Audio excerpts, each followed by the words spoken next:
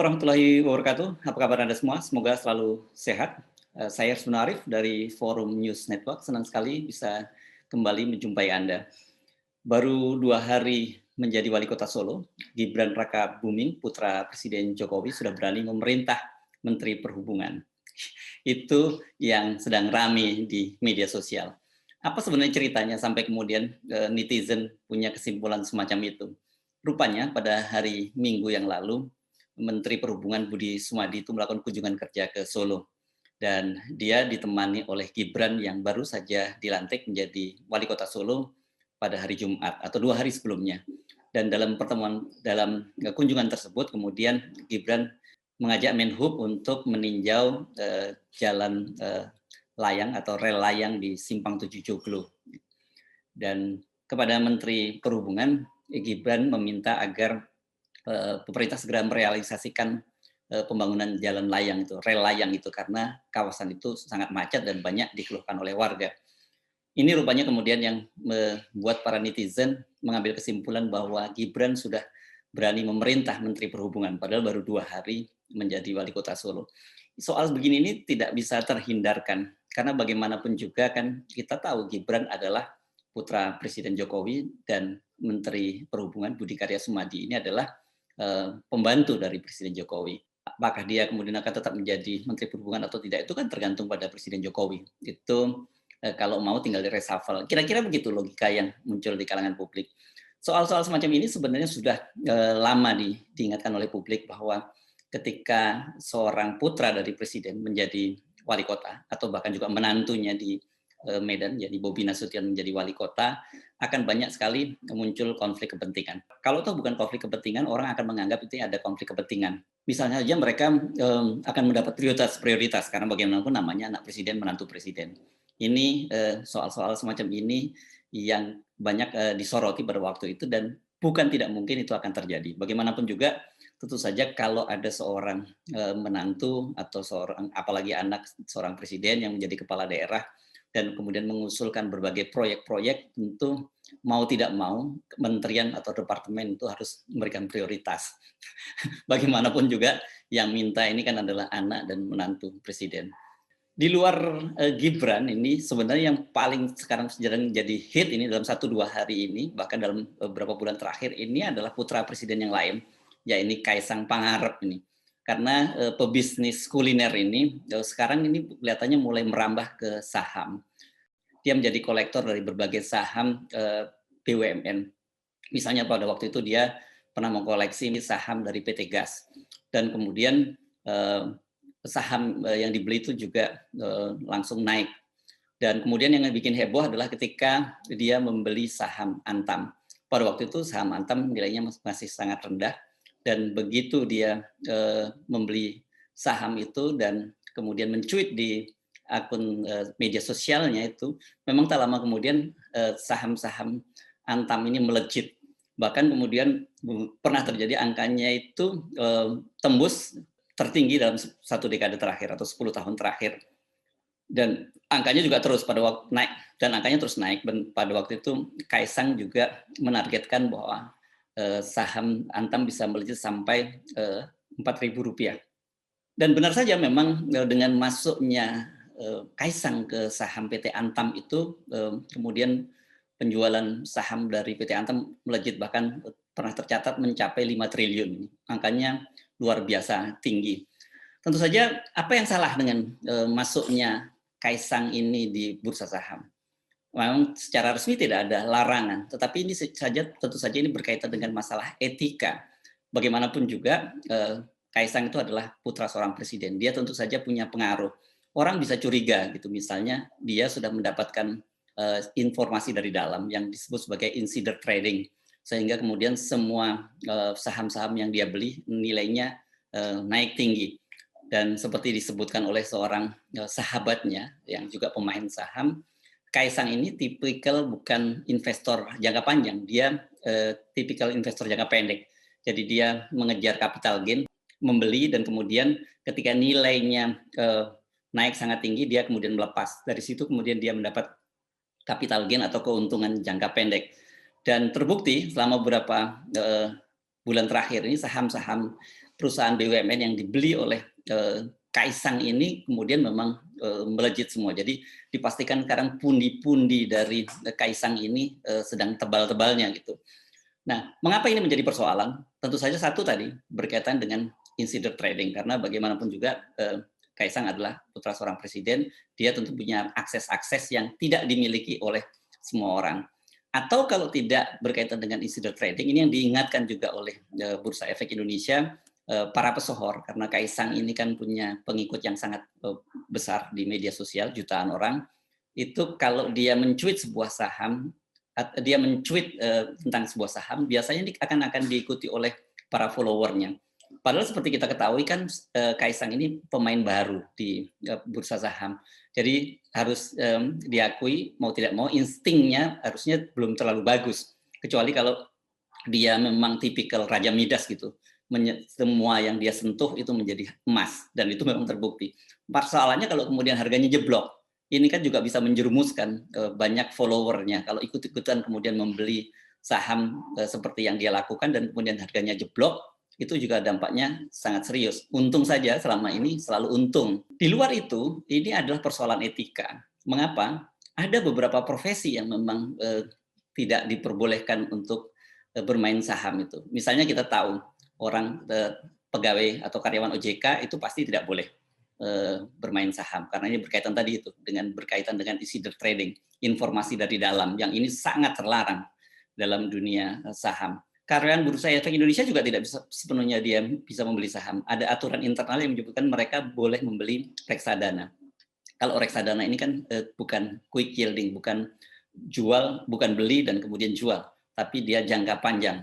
Ini karyawan Bursa Efek Indonesia itu boleh. Bagaimana dengan pegawai negeri? Pegawai negeri yang tidak ada kaitannya dengan masalah bursa saham, tidak ada afiliasinya ke sana, itu bebas membeli. Yang menarik itu ternyata wartawan itu sebenarnya secara walaupun tidak ada aturan secara resmi juga terlarang untuk membeli saham, terutama apalagi wartawan-wartawan yang mangkal di Bursa Efek Indonesia. Ini pernah terjadi pada tahun 2010 itu pada waktu itu penjualan atau IPO atau initial public offering dari PT Krakatau Steel. Pada waktu itu menjadi skandal karena sejumlah wartawan yang mangkal di bursa saham pada waktu itu membeli saham ini dan dia untung besar. Kasusnya menjadi ramai. Ketua Dewan Pers pada waktu itu yang dijabat oleh Bagir Manan menyatakan bahwa itu merupakan pelanggaran kode etik. Dan dia kemudian meminta kepada para pemimpin redaksi dari media-media yang bersangkutan itu mengambil tindakan kepada wartawan yang ikut-ikutan bermain saham PT Krakatau Steel. Ini luar biasa. Bayangkan, memang saya selalu sering menyebut-nyebut bahwa posisi wartawan ini memang harusnya ada laku asketis gitu. Banyak sekali hal-hal yang dilarang di media. Jadi banyak sekali pantangan yang tidak boleh dilakukan, seperti tadi wartawan bursa saham tidak boleh membeli atau bermain bursa saham, apalagi diketahui dia punya informasi berkaitan dengan bursa saham itu sendiri atau saham yang akan dijual. Jadi tentu kalau seorang wartawan saja dilarang bermain saham, apalagi putra seorang presiden, pengaruhnya jauh lebih besar. Ini yang sekarang ini banyak mendapat sorotan dari publik. Dan belum lagi kalau kita bicara gitu, dari mana sumber dananya Kaisang sehingga bisa bermain saham semacam itu. Karena nilainya itu pasti tidak kecil. Dan kita tahu padahal lini bisnisnya kebanyakan bisnis di bidang kuliner, meskipun banyak mendapat suntikan, tapi kita tahu sampai sekarang juga tidak begitu booming. Nah, yang belakangan ini cukup mengagetkan dalam 1-2 hari ini adalah rencana dari Kaisang untuk membeli saham dari klub sepak bola yakni Bali United. Itu di media sosialnya itu beberapa hari sebelumnya Kaisang itu sebenarnya sudah memberi sinyal kepada para followernya bahwa dia akan membeli saham Bali United. Di situ dia misalnya membuat polling, dia mempertanyakan kepada para followernya sebaiknya dia bermain bola atau dia membeli klub bola dan kemudian mencari orang-orang yang jago bermain bola. Ini sebenarnya hanya polling iseng karena kelihatannya memang udah hampir dipastikan Kaisang akan membeli saham Bali United. Dan kemudian dari hasil polling itu ternyata 74% lebih para followernya menyarankan membeli klub sepak bola. Dan satu hari kemudian, berselang kemudian, Kaisang mengunggah kembali pertemuan dia dengan bos dari Bali United, yakni keluarga Tanuri ini, Peter Tanuri dan Yabes Tanuri. Di situ dia lewat akun media sosialnya dan juga dimuat oleh akun media sosial dari Bali United, Kaisang menyampaikan dengan nada kocak. Di situ dia menyatakan kepada bos dari Bali United bahwa dia ingin melamar kerjaan. Kemudian ditanya oleh bos Bali United, dia mau melamar pekerjaan atau dia membeli klub sepak bola Bali United. Nah, ini menarik. Kok sampai Kaisang membeli sebuah klub, ini nggak main-main. Klub sepak bola ini pasti nilainya sangat tinggi, valuasinya sangat tinggi ini. Karena kita tahu bahwa klub ini sekarang dimiliki, saham mayoritasnya dimiliki oleh pengusaha Peter Tanuri, ini pengusaha pemilik pabrik ban. Dan pada tahun 2020, Peter Tanuri itu melepas saham-sahamnya di Bali United. Dia jual sahamnya. Tapi dalam beberapa waktu belakangan ini dia sangat aktif melakukan pembelian. Sehingga sekarang ini kabarnya kepemilikan sahamnya dia menjadi pemilik yang mayoritas. Jadi Bali United ini memang satu-satunya klub di Liga 1 yang saat ini melantai di bursa saham. Tetapi jadi pertanyaan kita semua, mengapa kemudian Kaisang kok justru berniat dan masuk ke bisnis bola? Karena kita tahu bahwa bisnis bola di Indonesia ini bukan bisnis yang menguntungkan. Banyak sekali klub-klub yang tercatat merugi. Apalagi kan iklim sepak bola di Indonesia itu juga belum sebaik seperti di Eropa yang memang cukup menghasilkan. Dan apalagi kita tahu selama ini liga kita itu kan sedang mati suri. Baru nanti pada tanggal 26 Januari itu akan dimulai kembali liga, yakni yang disebut memperebutkan Piala Menpora. Dan itu baru diikuti 18 klub. Dari mana sih penghasilan klub sepak bola ini? Biasanya ada 3 yang paling utama penghasilan klub sepak bola itu. Pertama tentu saja dari penjualan tiket, kedua dari hak siar, dan ketiga dari sponsor. Nah, kita tahu dari mana penjualan tiket sementara liganya sendiri juga tidak berjalan. Kedua, kalau kemudian dari hak siar, di Indonesia ini juga soal hak siar belum seperti liga-liga Eropa yang hak siarnya itu bisa dijual dengan harga tinggi. Dan yang keempat soal sponsor, tentu saja sponsor ini berkaitan dengan banyaknya penonton, baik ketika dia bertanding menonton di stadion maupun melalui hak siar. Sebenarnya tiga-tiganya ini tidak menjanjikan, baik dari sisi jumlah penonton yang datang ke stadion, karena satu memang liganya belum berjalan, dan kalau toh liga berjalan saat ini kan tengah pandemi, pasti akan ada pembatasan penonton. Jadi faktor pendapatan dari tiket ini pasti bisa kita abaikan. Kedua dari sisi hak siar, ini juga masih menjadi pertanyaan, karena paling sekarang yang aktif menayangkan hak siar itu adalah Mola TV misalnya. Dan tidak seperti dulu yang bisa kemudian semua TV membeli hak siar itu. Dan berikutnya dari sponsor. Nah, sponsornya juga belum menjanjikan. Ada memang tren lain sekarang, pendapatan dari klub sepak bola itu dari store yang menjual merchandise. Tapi lagi-lagi soal merchandise ini kan sangat bergantung, satu kompetisi itu sendiri, kedua biasanya bintang-bintang besar, karena merchandise biasanya seperti kita tahu Ronaldo misalnya ketika dia pindah ke Juventus atau ke Real Madrid sebelumnya, itu langsung saja klub-klub itu yang mencetak merchandise berupa kaos dengan logo klub dan kemudian nomor punggung yang dimiliki oleh si pemain itu langsung melejit, dan ini bisa menjadi mendulang, dan klub-klub itu bisa mendulang pundi-pundi uangnya, bisa menjadikan pundi-pundinya penuh itu karena penjualan merchandise. Tapi di Indonesia rasanya kita masih belum melihat culture semacam itu, karena memang satu fanatisme terhadap sepak bola cukup tinggi tapi tidak disertai dengan kemampuan daya beli. Dan kedua juga belum ada bintang-bintang tenar sekelas Messi, Ronaldo, maupun pada waktu yang lalu ada Zinedine Zidane dan sebagainya. Jadi ini menjadi pertanyaan menarik ini kalau kemudian Kaisang masuk ke bisnis sepak bola.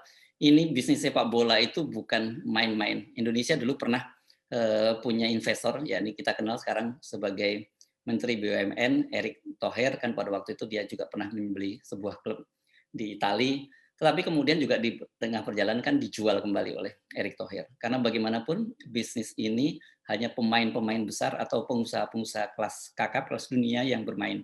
Di Eropa, kebanyakan yang bermain adalah para pangeran dari Arab Saudi. Jadi apakah Pangeran Kaisang, karena dia adalah putra Presiden Jokowi ini, juga akan menjadi seperti para pangeran dari Arab Saudi yang sudah mulai bermain di klub sepak bola, ini menjadi fenomena yang menarik. Kita akan ikuti terus bagaimana perkembangannya, tapi bagaimanapun juga ketika seorang putra presiden, apakah itu kemudian dia menjadi bisnis, bagaimanapun juga dia tidak bisa melepaskan sorotan dari publik, itu berkaitan dengan satu, etika, karena dia anak seorang penguasa. Kedua, dari mana sumber dananya yang mereka peroleh. Karena kita tahu juga walaupun Presiden Jokowi ini adalah sebelumnya seorang pengusaha, sebelum menjadi wali kota, gubernur, dan presiden, tapi juga Presiden Jokowi bukan pengusaha kelas besar. Presiden Jokowi adalah pengusaha mebel, tetapi kelihatannya putranya sekarang Kaisang ini sudah melampaui kapasitas bapaknya sebagai pengusaha dalam dunia bisnis, dan dia mau membeli sebuah klub sepak bola. Saya Sunarif, sampai jumpa. Assalamualaikum warahmatullahi wabarakatuh.